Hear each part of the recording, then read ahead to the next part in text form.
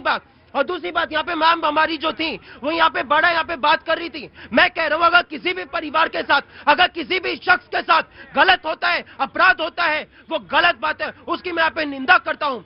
लेकिन हम ये पूछना चाहते हैं, ये 2014 के बाद से ये वोट ऑफ बाउंड्री क्यों इश्यू हो रही है? ये तेरा अपराध वर्सेस मेरा अपराध क्यों हो रहा है? मेरे को अच्छा लगा आपने यहाँ पे उस बहन का मारा यहाँ पे आवाज उठाई, आरजी कार की जो मेडिकल कॉलेज था पश्चिम बंगाल में, आपने यहाँ पे संदेश खाली की बात की। आप यहाँ पे संदेश खाली की बात करें और राम रहीम को बार बार पैरोल भाजपा दे रही है चुनाव के समय पे। आप यहाँ पे आरजी कार मेडिकल कॉलेज की भाजपा और न्यायालय मतलब सत्ता सरकार और न्यायालय का अंतर नहीं पता है। और आपको जब सरकार और न्यायालय का अंतर नहीं पता है, क्या कोई सरकार कोई पार्टी देती है जो पेरोल दिया जा रहा है? चुनाव के समय पे उनको पेरोल मिलती है। आप यहाँ पे आर्टिकल मेडिकल कॉलेज की बात करें, आप उस उन्नाव की बेटी को कैसे भूल सकते हो? राइट। उन्नाव की बेटी को कैसे भूल सकती हो जिसने FIR दर्ज करवाने के खिलाफ, और जो FIR कुलदीप सिंह सेंगर कहाँ है? कहाँ है ये तो बताइए। कुछ भी गलत है प्रतीक जी, इन्होंने बहुत आसानी से कहा कि ठीक है। सपोर्ट कुलदीप सेंगर का बैनर लेके चलती है वो महिला जिनकी मोदी जी के साथ तस्वीर है। ठीक है बात कर रहे हो। राइट, टेकन योर पॉइंट, मैं आपको दूंगा। हाँ जी भैया जी, समाजवादी तैयारी करो। भैया जी, जो कांग्रेस खड़ा होकर हिंदू की चिंता की बात करती है तो जोक ऑफ द डे होता है, और वो सबसे बड़ा बेहुद्दा मजाक है। वो इसलिए है, और ये अरे भाई साहब आपके बीच में नहीं चिल्लाया था, आपसे बीच में नहीं चिल्लाया था। और सबसे बड़ा मजाक इसलिए है क्योंकि देश की जनता ने देखा है कि ये वही कांग्रेस है जब बंगाल के रानीगंज के अंदर मां दुर्गा की प्रतिमा का जब विसर्जन निकलता है, ममता बनर्जी की क्रूरता वाली सरकार उसे रोकती है तो चू शब्द नहीं निकलता कांग्रेसियों को। ये वही कांग्रेस ही है जब राजस्थान के अंदर कन्हैयालाल को मारा जाता है, जो शब्द नहीं निकलता इन कांग्रेसियों से। ये वही कांग्रेस ही है जब चंदन की हत्या होती है तो जो शब्द नहीं निकलता है। अरे एक अखलाक मर जाए तो पूरा कांग्रेस हाय अल्लाह हाय तौबा करने निकल जाता है, और इसको कहते हैं तुष्टिकर। और यहाँ बात करते हैं प्रधानमंत्री पश्चिम बंगाल में जिस समय जंगल राज की चर्चा कर रहे थे, उस समय तो जंगल राज की स्थिति तो प्रयागराज में दिखाई दे रही थी। ये स्थितियां बन रही है कि हमारे शंकराचार्य अब रथ लेके पालकी लेके क्या वो स्नान करने के लिए भी नहीं जा सकते। उनके साथ इस प्रकार का व्यवहार अभी यहाँ पे अहिल्याबाई होलकर को लेके कही गई। अरे अहिल्याबाई होलकर को लेके अगर आपको रेनोवेशन करना था, अरे कम से कम उस परिवार को, उस ट्रस्ट को, उसको तो विश्वास में लेते।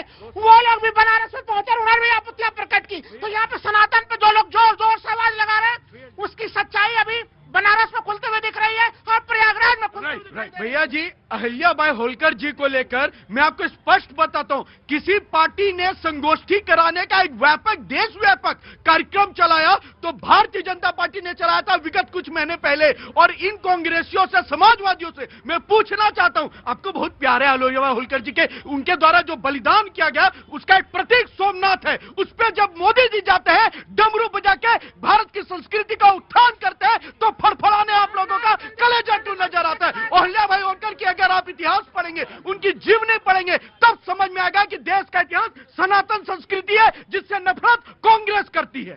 सनातन संस्कृति से अगर कांग्रेस नफरत करती तो फिर सोमनाथ मंदिर का पुनर्निर्माण कैसे हो जाता? सरदार वल्लभ भाई पटेल किसके मंत्रिमंडल में मंत्री थे? गृह मंत्री थे। आप सोच के देखिए। अभी रुकिए अब मैं आ गया। अब आप मुझे मालूम है जनता आप बोलेगी। हाँ जी, नाइजीरिया। ये बिल्कुल झूठ बोल रहे हैं। कांग्रेस पूरा झूठ बोलती है हमेशा। हैं? कांग्रेस पूरा झूठ बोल रही है। क्या झूठ बोल रही है? कि सोमनाथ मंदिर का पुनर्निर्माण इन्होंने करवाया। इन्होंने भाई उस समय तो कांग्रेस की ही सरकार थी ना। उस समय जब कांग्रेस की सरकार थी तो उस समय के उप राष्ट्रपति जी को रोका गया था वहां जाकर। मालूम सब है जनता को भैया गुरु। तुम ऐसा ना करना कि तुम सोच रहे अभी। अरे मुझे तो पता है, तुमने पूछे थे कि क्या पता है नाइजीरिया में रहते ना, अब तो नाइजीरिया में रहते हैं। और तुमने कहा जानकारी के दिन हिंदुस्तान में चले समाजवादी आ रहे हैं। 26 वकील खड़े कर रहे थे सर इन्होंने राम मंदिर के। ठीक है। अभी पीडीए बोलेगा। हाँ बोलो पीडीए। समाजवादी पार्टी को तैयारी करने की आवश्यकता नहीं है। वो तैयारी 2024 में दिखा है। तैयारी बीजेपी करे, कैसे बचेंगे पीडीए से। ठीक है ना। रही बात, अभी आप बात कर रही थी, बहन ने बात किया, सबने बात किया, हिंदू मुस्लिम वही चीज बार बार। अरे आप हिंदुत्व की बात किस हिसाब से करते हो? आप हमें बता दो हिंदू कौन है। अगर आप हिंदुत्व पे बात करते हो तो आप बताओ वो पिछड़ा हिंदू नहीं है जिसके मंदिर में जाने के बाद उस पूरे मंदिर को आप गंगा जल से धुलवाते हो? क्या वो पिछड़ा हिंदू नहीं है? जब वो मुख्यमंत्री पद से हटता है तो पूरे मुख्यमंत्री को कार्यालय को आप गंगा जल से झुलवाते हो? क्या वो दलित हिंदू नहीं है? क्या वो दलित हिंदू नहीं है? जब मंदिर में जाता है तो जाने से उसको रोका जाता है। किस हिंदुत्व की बात करते हो? अरे बात करो तुम्हारे, रुको मेरे, बात करो युवा पे, बात करो रोजगार पे, बात करो महंगाई पर। नहीं पहले ना, इधर आ हो गया हिंदू। अब ठीक ये कह रहे हिंदू क्या है? अरे बिल्कुल भाई, डिबेट होने दो भाई, डिबेट होने दो भाई साहब। उधर बाबूजी ना वापस। अरे गुरुजी, ये लड़ाई ना करना, पानी पीना, लड़ाई ना करना। भैया जी, चुप पीछे। हाँ जी, सॉरी, आई एम सॉरी। भैया जी, बिंदु भैया एक तो आज बहुत स्मार्ट लग रहे हैं, ठीक है, आज ही सिलवा के लाए हैं। हाँ, लग रहा है आज ही सिलवाए हैं। दूसरा ये कह रहे हैं हिंदू क्या है और वो हिंदू नहीं है। हिंदू वो है जो हर धर्म, हर सामाजिक समरसता, सद्भाव को लेकर राष्ट्र नीतियों के साथ, राष्ट्र जागृति के साथ चलता है। और कह रहे हैं वो हिंदू नहीं है। मैं तो आपको पिछड़ा, वो हिंदू नहीं है तो वो पिछड़ा का बेटा जो देश का प्रधानमंत्री है वो हिंदू नहीं है। वो एक आदिवासी महिला जो देश की राष्ट्रपति है जिसको कांग्रेसों ने एविल सोच कहा, क्या वो हिंदू नहीं है? वो हिंदू क्या हिंदू नहीं है? वो दलित जो पहले राष्ट्रपति थे, क्या वो हिंदू नहीं है? जो ब्राह्मण जो राष्ट्रीय अध्यक्ष रहे। अरे भारतीय जनता पार्टी में तो 7 मोर्चा है, हर जाति हर धर्म से लोग हैं, क्या वो हिंदू नहीं है? दिक्कत क्या है? इनके पास हिंदू थे नहीं, मुस्लिम भी खिसक रहे, पीडीए के नाम पे केवल ढकोसला बच रहा तो लगे ताता थैया ताता थैया समझते हैं?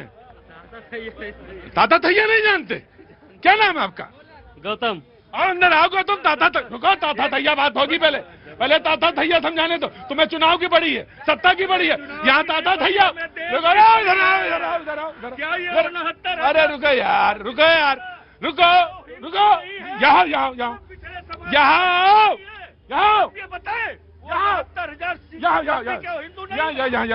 यहाँ खड़ो चुपचाप। हाँ जी जनाब बोलिए। देखिए, मैं तो ये कह रहा हूँ हिंदू कौन है, मुस्लिम कौन है, घुसपैठी कौन है, अभी तक मुझे समझ में नहीं आया है कि एसआईआर की इतनी बड़ी पश्चिम बंगाल में प्रक्रिया हुई।